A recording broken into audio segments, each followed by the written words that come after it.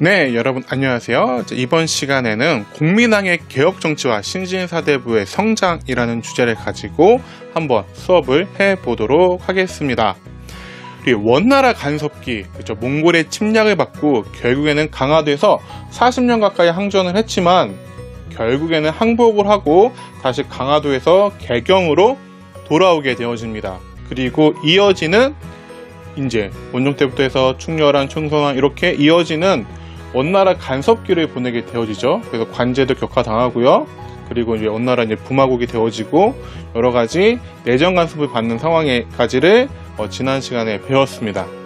자, 이렇게 시간이 지나가고 중간중간에 있었던 이제 고려의 왕들도 몇 차례에 걸쳐서 개혁, 뭔가 원나라로부터 벗어나려는 또는 자주적인 개혁의 모습들, 개혁의 노력들을 하게 되어지는데요. 큰 성과가 있지는 않았던 것 같습니다. 자, 근데 이제 마지막 공민왕이 등장하게 되어지죠. 그래서 공민왕도 어린 시절부터 원나라에 있다가 되게 이제 원나라 간섭기에 고려의 왕들은, 그러니까 고려의 왕을 이을 후계장들은 왕자 시절을 원나라에서 보내게 되어져요. 원나라에서 보내다가 이제 왕위에 오를 때가 되면 고려로 오게 되어지는데요. 그리고 이제 원나라, 이제 고려 왕들 중에는 자기 즉위 기간 중에 상당 부분을 고려가 아니라 원나라에서 보낸 왕들도 있어요. 또 그러다 보니까 이제 원나라에서 자라다 보니까 조금 고려의 풍습이 낯설었던 왕들도 있습니다. 충선왕 같은 경우 그런 경우도 있고요. 자, 이제 어쨌든 공민왕도 원나라에서 자라다가 원나라에서 자랐고 또 이제 잘 알려진 바와 같이 원나라 공주와 결혼했죠. 근데 이제 원나라 공주와 노고공주와 결혼했지만 원나라의 공주지만 이제 사이는 상당히 금슬이 좋았다라고 전해지고 있습니다. 자, 그렇게 왕위에 올라서 이제 고려에 온 공민왕은 개혁 정치를 실시하게 되어집니다. 자, 더 이상 이렇게 원나라의 속국 많은 내정 간섭을 받으며 있지 않겠다라는 의념을 가지고 돌아온 공민왕, 자, 어떻게 개혁 정치를 해 나가는지 살펴보도록 하겠습니다. 자, 공민왕의 개혁 정치는 크게 두 가지 파트로 구분해서 살펴볼 수가 있겠습니다. 먼저 첫 번째는 원나라의 간섭으로부터 벗어나야겠죠. 그래서 원나라의 간섭으로부터 벗어나야기 때문에 첫 번째는 반원 자주 정책을 실시하게 되어집니다. 원나라 간섭에서 벗어나서 고려의 자주성을 세우는 반원 자주 정책이 첫 번째고요. 그러면은 자주성을 세웠으면은 두 번째는 뭘까요? 땅에 떨어질 대로 떨어진 그런 왕의 권위를 세우는 것이 바로 두 번째 작업이 되겠습니다. 그래서 반원자주 정책과 왕권 강화 정책 두 가지로 나눠서 살펴보도록 하겠습니다. 자, 반원 자주 정책의 첫 번째는 기철 등 친원 세력을 숙청하는 겁니다. 친원 세력, 최근이라고 생각하면은 친일파 처단, 아직도 이제 대한민국 21세기의 대한민국에서도 친일파가 제대로 정리되지 않은 문제들이 아직도 사회 갈등 문제로 남아있기도 합니다. 그렇던 마치 당시의 친일파 같은 친원 세력 등을 숙청해야 되는데 가장 대표적인 인물, 당시 친원 세력의 가장 대표적인 인물은 기철이라는 인물입니다. 기철. 예전에 드라마로도 나왔었는데요. 자, 기철은 원나라 황제였던 순제의 어머니인 기황후의 오빠예요. 그러니까 자기의 누이 동생을 믿고선 기세등등하게 고려해서 왕도 무시했던 그런 인물이 바로 기철입니다. 그래서 이 기황후, 원나라 황제의 어머니의 오빠이기 때문에 이를 배경으로 해서 고려에서 권력을 장악한 다음에 수많은 불법 행위들을 일삼았던 그런 인물이 바로 기철이었습니다. 공민왕은요, 기철을 이제 궁궐에서 잔치를 연다고 해서 불러낸 다음에 무사들을 시켜서 살해해버리면서 제거해버립니다. 자, 그렇게 친원 세력들을 하나씩 숙청해 나가기 시작하고요. 자, 그 다음에 두 번째는 정동행성 이문소를 폐지합니다. 정동행성 이문소. 정동행성이 뭐였죠? 그렇죠. 일본을 정벌 하기 위해서 원나라가 우리나라에 설치했던 관청, 동쪽을 정벌하기 위해서 설치했던 관청인데요. 두 차례에 걸친 일본 정벌은 결국엔 실패로 끝나고 맙니다. 결국 실패로 끝났지만 이 정동행성 그대로 놔둔 채 고려의 내정을 간섭하는 기구로 유지를 시켰어요. 특히 이제 정동행성 이문서는 정동행성에 소속된 기구예요. 정동행성 밑에 있는 기구로서 원나라하고 관계된 사건을 조사하고 판결하는 그런 기구였는데 이제 이 기구를 폐지시켜 버립니다. 간섭을 더 이상 받지 않겠다 이런 의지의 표현이라고 할 수 있겠죠. 자, 세 번째는 쌍성총관부를 소복합니다. 쌍성총관부 기억나나요? 원래 이제 원나라가 우리나라를 고려를 직접 지배하지는 않았지만 특히 크게 세 군데를 자기네가 가져갔죠. 그래서 우리나라 고려 전체를 직접 지배하지는 않았지만 자기네가 직접 지배하겠다라고 해서 가져갔던 영토가 세 군데가 있습니다. 첫 번째가 서경지역이었던 동령부, 두 번째가 지금 제주도인 탐라총관부, 그리고 세 번째가 쌍성총관부, 천령 이북 지역이었죠. 그래서 충렬왕 때에 동령부하고 탐라총관부는 금방 되돌려 받았지만 공민왕 때까지 쌍성총관부는 되돌려 받지 못했어요. 그래서 공민왕이 무력으로 이제 원의 혼란을 틈타서 이제 결국에는 무력으로 쌍성총관부를 회복하게 되어집니다. 자, 그리고 이제 세 번째는 몽골풍을 금지시킵니다. 몽골풍 같은 변발 알죠? 이렇게 머리 여기 하고 이렇게 남긴 변발 같은 몽골풍 습들을 금지시키고요. 격화되었던 관제들을 다시 복구시키는 그런 반원 자주 정책, 관제 복구, 그렇죠? 일부 사서 이렇게 낮아지고 했었잖아요. 자, 그런 관제들을 복구하는 정책들을 실시하게 되어집니다. 자, 그래서 이제 공민왕의 개혁 정치 첫 번째 반원 자주 개혁은 이렇게 살펴보았고요. 이제 두 번째 정책이 바로 왕권 강화가 되겠습니다. 왕권 강화. 자, 왕권 강화를 보면은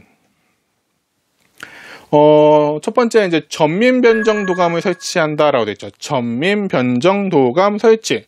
자, 전민변정도감과 관련해서 이제 신돈이라는 인물이 나옵니다. 신돈, 스님이었다라고 전해지고 있죠. 신돈은 원래 어머니가 노비였다라고 해요. 원래 노비였는데 이제 승려가 됐다가 이제 공민왕이 등용하면서 다시 환속.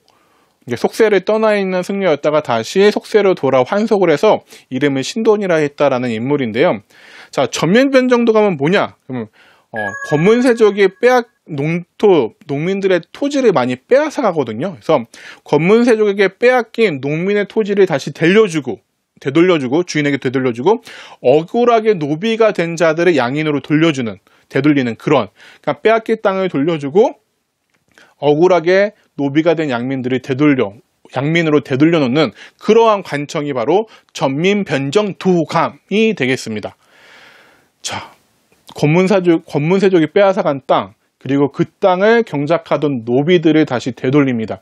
누구의 세력을 약화시키겠다는 겁니까? 그렇죠. 권문세족, 바로 권문세족의 세력을 약화시키려는 그런 조치라고 볼 수 있겠습니다.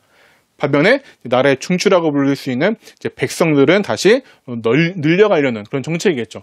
당연히 누구의 반발을 가져올까요? 네, 맞습니다. 권문세족은 당연히 이 정책에 대해서 반발을 할 수밖에 없게 되겠죠. 자, 좀 나중에 보면 이 권문세족의 반발을 볼 수 있겠고요. 자, 두 번째는 정방을 폐지합니다. 정방 언제 들어봤나요? 네, 맞아요. 무신정권 때 만들어진 기구였죠. 그래서 원래 인사권이 뭐예요? 자, 너 관리를 뽑고 선발하고 어떤 자리에 앉혀서 무슨 일을 시킬지 이런 것들을 하는 것이 바로 인사권이잖아요. 그럼 인사권, 전제 왕권 시대에 인사권은 누가 가지고 있어야지 될까요? 네, 왕이 갖고 있어야 됩니다. 왕이 갖고 있어야 되는데 최씨 무신 정권 때 이 인사권을 최씨 무신 정권이 자기 집에다 설치했죠. 그러니까 왕의 인사권을 자기들이 행사했단 말이에요. 근데 이게 아직도 고쳐지지 않고 있다가 바로 공민왕이 정방을 폐지하고 인사권을 완전히 장악하려고 합니다.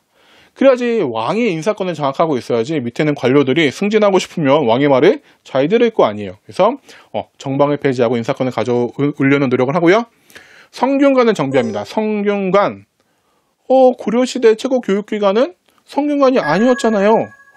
근데 이때 이제 이름을 성균관이라고 이렇게 좀 바꾸면서 다시 한번 재정비하는 모습들이 나오게 되어지고요. 성균관을 정비한다는 것은 결국에는 네, 맞아요. 유학교육을 장려하겠다라는 거죠. 그래서 이 성균관을 통해서 이제 누가 좀 성장할 수 있었을까요? 그래서 새로운 사회 세력인 신진사대부들이 과거 시험이나 성균관 이런 기관들을 통해서 점점 성장해서 고려 말의 정치를 이끄는 핵심 세력으로 떠오르게 됐겠죠. 그래서 이제 이어서 신진사대부가 등용되어지죠. 그래서 이 신진사대부들은 무신정권 기회부터 조금씩 등장하지 않았나 싶어요. 왜냐면 무신정권이 나중에는 하급관료, 행정실무를 담당한 하급관료들을 조금씩 이렇게 뽑기 시작하잖아요. 그래서 특히 공민왕의 개혁 정치를 뒷받침하는 세력으로 신진사대부가 크게 성장하게 되어집니다. 그래서 무신 정권기부터 시작해서 국민당 때 과거를 통해 관직에 진출합니다. 그래서 개혁 세력으로 국민당의 개혁 정치를 뒷받침하면서 개혁 세력으로 성장하게 되어지고요. 이후에 이제 우왕 때는 독립적인 정치 세력을 형성하기도 하죠. 자, 이들은 성리학을 근거로 해서 이제 고려 말에 성리학 안향이라는 이제 충렬왕 때 안향이라는 학자가 원나라부터 성리학을 수용하거든요. 그래서 성리학을 이론적 근거로 해서 권문세종을 비판하면서 성장하는 인물들이 바로 신진사대부가 되겠습니다. 자, 하지만 국민당의 개혁 정치는 결과론적으로는 실패입니다. 여러 가지 복합적으로 적용하게 되는데요. 첫 번째는 이제 좀 나라가 되게 혼란스러워져요. 원나라로부터 좀 벗어나려고 했는데 홍건적과 왜구가 침입해 오면서 국민당의 이런 외부적인 충격에 대응하기 위해서 다시 원나라한테 잘못했어요 라고 하는 뭐 그런 순간들이 나타나기도 해요. 홍건적은 그럼 누구냐? 자, 이때는 원나라가 점점 쇠퇴하고 그 다음 중국의 왕조인 명나라가 점점 성장해가는 원명교체기라고 하는 시기입니다. 이 원명교체기에 특히 이제 홍건적은 원에 저항하던 몽골족이 세운 원나라에 저항하던 한족의 농민 반란 세력이에요.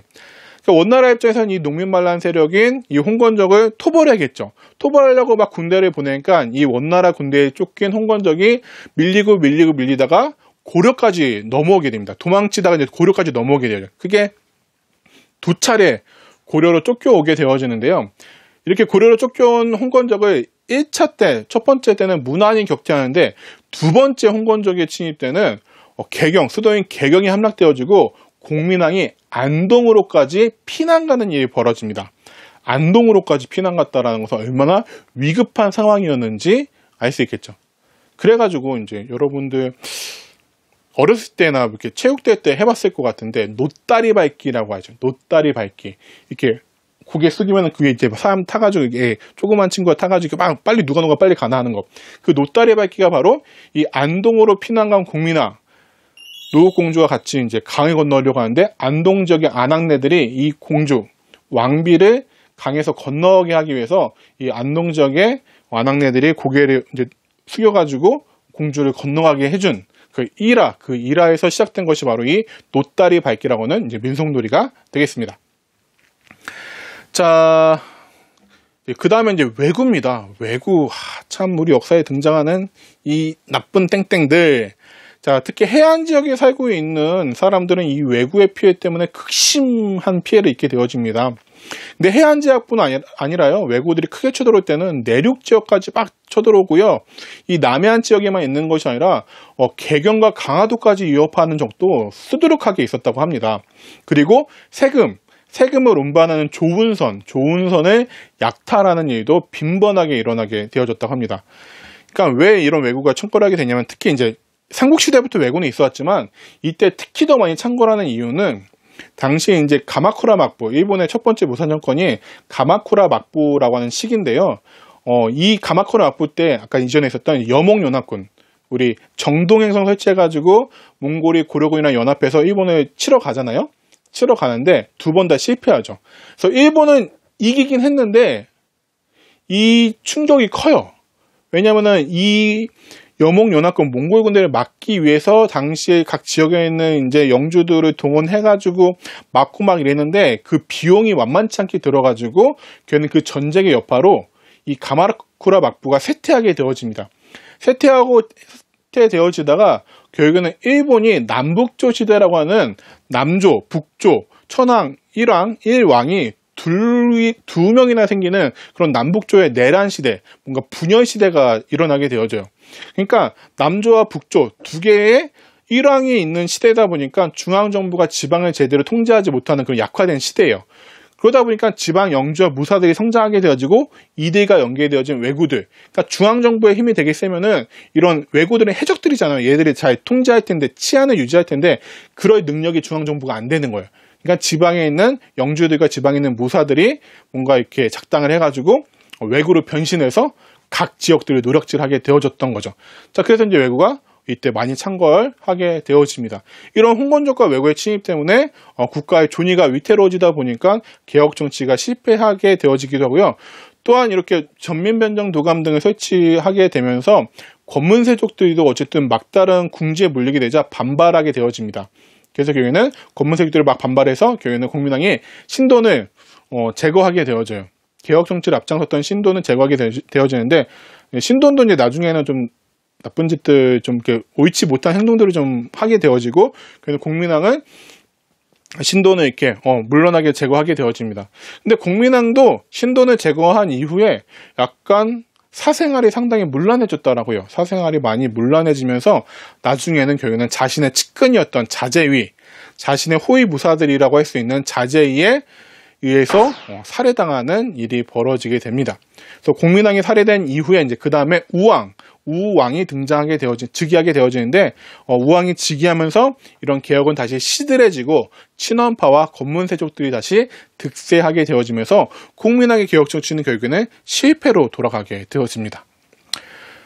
근데 이제 완전하게 100% 실패다라고 보기는 좀 어려울 것 같아요. 왜냐면은 이 국민왕의 개혁 정치를 뒷받침했던 세력은 누가 있었습니까?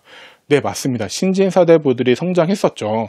또 신진 사대부들이 계속 그 뜻, 개혁의 뜻을 이어가다가 결국에는 이들이 조선이라는 새로운 나라를 만든 것 자체가 국민왕의 꿈이, 국민왕이 뿌렸던 그 개혁의 씨앗이 결론적으로 이루어진 것이 아닌가라는 생각이 듭니다. 네, 제 선생님 생각이었고요. 자, 그 다음에 이제 사료를 좀 보도록 할까요? 자, 이 사료 좀 보도록 할게요. 이 사료 한번 보도록 하겠습니다. 원이 원연호의 사용을 중지시키면서, 죄송해요. 왕이 원연호의 사용을 중지시키면서 교서를 내렸다. 왕이 원연호의 사용을 금지시켰다라고 해요. 무슨 정책입니까? 네, 반원 자주 정책이라고 할 수 있겠죠. 자, 근래에 나라의 풍속이 일변에 오직 권세만을 추구하게 되었으니 기철의 일당이 기철. 네, 친원파의 대표적인 세력입니다. 임금조차도 무시하고 마구 위세를 부려 나라의 법도를 뒤흔드는 일이 벌어졌다. 기철이 자기 누이인 기황후의 백을 믿고선 자기 마음대로 왕도 무시할 정도로 자기 마음대로 좌지우지하고 있습니다. 그래서 법의 권위를 확립하고 기강을 정돈함으로써 조정이 세운 법을 선조 대대를 이어오던 그 전통과 법을 회복해 온 나라 백성들과 함께 새롭게 출발하고자 한다. 그래서 반원 자주 정책을 실시하고요. 원나라 연호 사용도 중지, 원나라 풍속도 금지, 관제도 복구, 친원파 세력 제거, 정동에서 이문소 폐지, 그리고 쌍성총관부 회복, 이러한 반원 자주 정책을 실시했죠. 자, 그 다음에 나오는 이 사료는 쌍성총관부와 관련된 거죠. 자, 동북면 병마사 쌍성총관부가 우리나라 한반도로 치면 동북쪽에 있잖아요. 유인우가 쌍성총관부, 쌍성을 함락하고 총관 조소생과 천호, 탁도경에 도망쳐 버리니 화주, 등주, 등지를 되찾게 되었다. 쌍성총관부를 쳐서 되찾았다라고 합니다. 고종 이후, 조선의 고종 아닙니다. 명성하고 고종 아니고 고려에도 고종이 있었어요. 고종 이후 원이 차지하였는데 이때 와서 모두 수복한 것이다. 그래서 원나라에게 빼앗겼던 쌍성총관부를 이때 이제 되찾고 있는 것을 기록한 사료가 바로 이 사료가 되겠습니다. 자, 다음 사료 볼게요. 다음 사료는 전민변정도감이랑 관련된 사료입니다. 신돈이 전민변정도감을 둘 것을 청원하고 스스로 판사, 그러니까 전민변정도감의 우두머리가 신돈이 되었다는 얘기예요. 각처에 알리는 포고문을 붙였다. 종묘, 학교, 창고, 사사는 이제 절을 얘기하는 거예요. 사사 등의 토지와 나라 사람들이 대대로 가져온 전민, 이제 백성들, 부유하고 세력 있는 집들이 거의 다 강탈하였다. 그들은 앞서 주인에게 돌려주라고 판결한 것도 그대로 가지고 있으며, 그러니까 전민, 땅과 백성들을 다시 원래대로 되돌려놔라고 국가가 판결했었지만 이 권문세력들이나 이미 권력에 찌들어버린 사차이들은 되돌려주지 않는 거예요. 그러니까 요즘으로 치면은 대법원이 판결 딱 내렸는데 나는 안 지킬 건데 하고선 전혀 코더 싱크 안 했다는 얘기죠.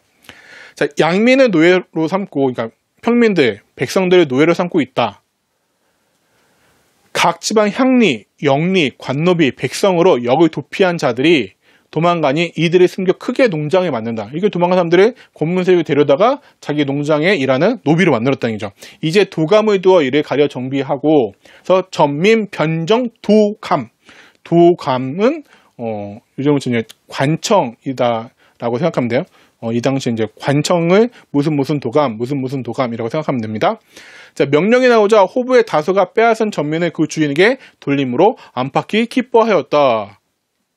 당연히 기쁘죠. 내가 원래는 양민이었는데 노비를 끌려갔다가 아니면 내가 내 땅을 빼앗겼는데 다시 되돌려받으면 얼마나 좋겠어요. 그래서 백성들이 좋아하고 있는 모습을 볼 수가 있습니다. 이 모습 이대로 국민당의 개혁정치 이대로 신돈의 이 모습 이대로 끝까지 갔으면 얼마나 좋았을까 하는 좀 아쉬움이 남는 대목이라고 할 수가 있겠습니다. 자, 그러면은 이 다음 이제 볼게요. 두 번째입니다. 큰 두 번째 주제. 신진사대부와 이렇게 등장하게 된 신진사대부들은 누구인가? 그리고 신진사대부와 손을 잡게 되는 신흥무인 세력은 누구인가? 좀 간단하게 살펴보도록 하겠습니다. 자, 신진사대부는요, 아까 얘기했던 충렬왕 때 안양에 수용한 성리학을 공부하면서 성장한 사람들입니다. 그러니까 주로 유학을 공부한 사람들이라고 할 수 있겠죠. 그래서 성리학은 이전의 유학과는 좀 다르게 이전의 유학은 훈고화학이라 해서 자구 해석, 이게 이렇게 하면 이게 무슨 뜻일까? 뜻을 해석하는 막 그러한 유학이었어요. 근데 성리학은 훨씬 더 철학적이에요. 형이상학적이라고 하는데 인간의 심성과 우주의 창조 원리, 우주의 원리는 무엇인가를 철학적으로 탐구하는 거예요. 우주는 어떻게 생성되었을까? 사람의 마음은 어떻게 유지되고 사람의 깨끗한 마음 이런 것들을 유지하기 위해서 어떻게 노력해야 되는가? 또 인간은 어떻게 이루어져 있는가? 알겠어요? 되게 철학적이죠. 이런 걸 연구하는 게 바로 성리학입니다. 새로운 유학이라고 할 수 있겠고요. 남성의 주희, 주자라고도 불리우는 주희가 집대성한 새로운 유학이 이제 들어오게 되어집니다. 이거를 이제 공부했던 사람들이 성리학자들이 되겠고요. 출신은 되게 지방의 중소지주, 또 향리의 자제들이 주류를 이루는데요. 그렇다 해도 100% 이런 중소지주나 향리 출신들이라고 하지는 않고요. 이제 조준이나 권근 이런 대표적인 신진 사대부들은 원래 출신 자체가 권문세족 출신인 신진 사대부들도 있어요. 그러니까 예전에는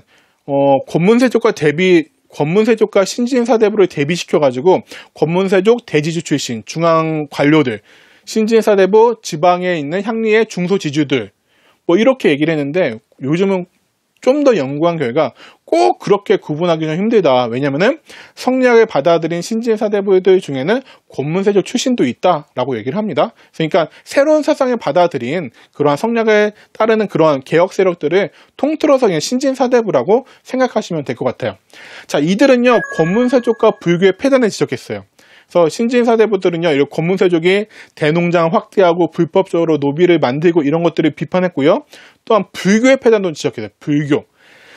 그래서 신진 사대부들은 당시 불교 원래 종교의 역할이 보여요.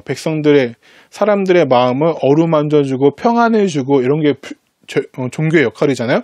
근데 당시에 불교는 그런 역할을 제대로 하지 못하고 권문세족과 똑같이 백성들을 수탈하고 괴롭히고 이런 데 혈안이 돼 있었단 말이에요. 그래서 점점 불교가 세속화되어지고 종교로서의 기능을 하지 못하고 있다. 그리고 백성들을 어려움에 빠뜨리고 있다라고 비판을 합니다. 그래서 신진사대부로서 나중에 결국에는 조선 건국, 실질적인 조선의 개창자라고도 평가를 받는 정도전은 불시잡변이란 책을 쓰죠. 이 불시잡변을 저술해서 불교의 교리를 비판합니다. 불시 뭘까? 불시 누굴까요? 부처 불자, 부처씨, 잡변, 잡스러운 이야기. 그러니까 부처의 잡소리 이런 거잖아요. 불시의 잡소리. 그러니까 불시란 말 자체가 부처님을 비하하는 용어라고 할 수 있겠죠. 잡변, 잡소리, 땡소리 이런 거죠. 그러니까 얼마나 비판적으로 쓰여진 책이겠어요. 자, 이렇게 이제 권문세족과 불교의 폐단을 지적하면서 성장했던 인물들이 바로 신진사대부가 되겠고요. 권문세족과 이제 이렇게 갈등이 겪지만 결국에는 최후의 승자는 신진사대부라고 볼 수 있겠죠. 왜? 신진사대부가 조선을 건국하게 되잖아요. 그렇죠? 그럼 신흥무인 세력은 누구냐? 자, 신흥무인 세력은 홍건적과 왜구를 격퇴하는 과정에서 성장하게 되어집니다. 홍건적과 왜구의 격퇴하는 과정에서 성장한 것이 바로 이 신흥무인 세력이라고 할 수가 있겠습니다. 자, 그래서 이 신흥무인 세력은 대표적으로 최영이나 이성계 같은 인물들이 있겠죠. 최영과 이성계 같은 인물들이 있겠고요. 그래서 이제 홍건적과 왜구를 격퇴하다 보니까 이제 백성들 사이에서는 실제 정치를 하는 사람보다 자기를 이 왜구나 홍건적의 목숨에서 건네준 최영, 특히 이성계 같은 인물들, 훨씬 더 영웅적으로 보이고 실제로 자신들을 구해줬다고 여기는 거죠. 그러니까 인기가 상당히 높아지게 되어집니다. 특히 이성계 같은 경우는 공민왕의 쌍성총관부 정보의 과정에서 귀순을 하게 되어지죠. 이전 시간에 배웠듯이 이성계의 고조부가 이한사가 원나라가 침략해 왔을 때 원나라랑 싸울 때 그쪽 지역에 동북면 지역에 있다가 원나라에 투항을 했잖아요. 근데 이번에는 이 집안이 원나라를 몰아내는 데 앞장서게 되어집니다. 그러면서 새로운 세력으로 떠오르게 되어지죠. 그래서 이제 나중에는 이 신흥 무인 세력과 신진사대부가 손을 잡고선 새로운 나라 조선을 건국하는 세력으로 떠오르게 되어집니다. 자, 그래서 이번 시간에는 이제 공민왕의 개혁 정치와 고려 말에 새롭게 개혁을 뒷받침했던 신진사대부의 성장, 그리고 홍건적과 왜구의 격퇴 과정에서 백성들의 무한한 그러한 인기를 얻게 되는 신흥 무인 세력에 대해서 살펴보았습니다. 이들은 고려가 썩어가는 고려, 권문세족과 불교의 그러한 폐단으로부터 아니면은 이제 친원파, 원나라의 간섭으로부터 고려라는 나라를 새롭게, 좀 깨끗하게, 좀 더 낮게, 좀 더 발전시켜 보려고 했지만 결국에는 실패하고 어떻게 합니까? 아예 새로운 나라, 조선을 건국하는 데 이어지게 됩니다. 오늘은 여기까지 하겠습니다. 안녕.